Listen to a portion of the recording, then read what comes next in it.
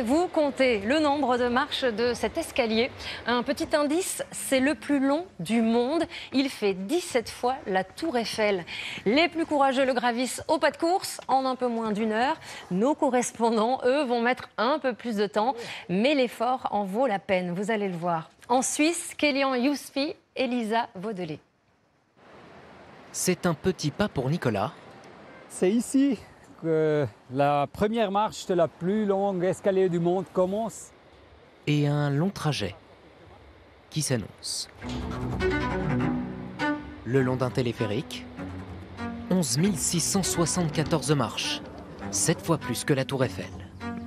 Sur la montagne du Nizen, notre guide connaît l'escalier par cœur.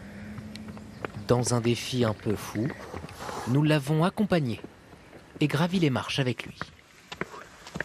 On est sur une pente à 68%. Je peux vous dire qu'on les sent. Allez. Et dire que certains préfèrent les monter en courant. Lors d'une course annuelle organisée en juin, record à battre, 55 minutes et 55 secondes. Michael y parviendra-t-il? En tout cas, il s'entraîne. Alors forcément, nous est venue une question. Comment gravir toutes ces marches au pas de course? L'astuce, c'est de regarder ses pieds et les marches devant soi, mais tu ne dois pas regarder en haut tout ce qu'il reste à gravir, sinon ça te démotive.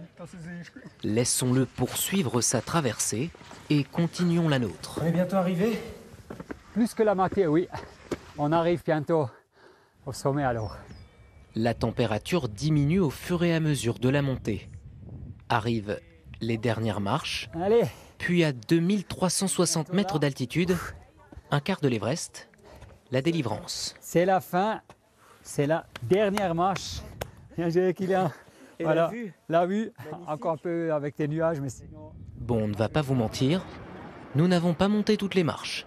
Néophytes, nous aurions mis plus de 5 heures, contre une demi-heure seulement, en empruntant 2 funiculaires. Le choix est vite fait. Je ne l'ai jamais monté. J'ai plus 20 ans. Mieux vaut profiter de la vue, en effet.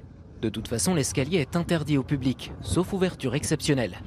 Construit en 1910 pour permettre aux passagers de poursuivre leur trajet en cas de panne.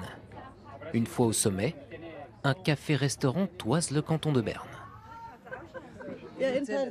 On est au paradis, c'est tellement beau. Toutes ces montagnes, avec la neige, la forêt, c'est magnifique. Qu'on y accède à pied ou en funiculaire, les Alpes suisses nous offrent toujours ce même spectacle, vertigineux et grandiose.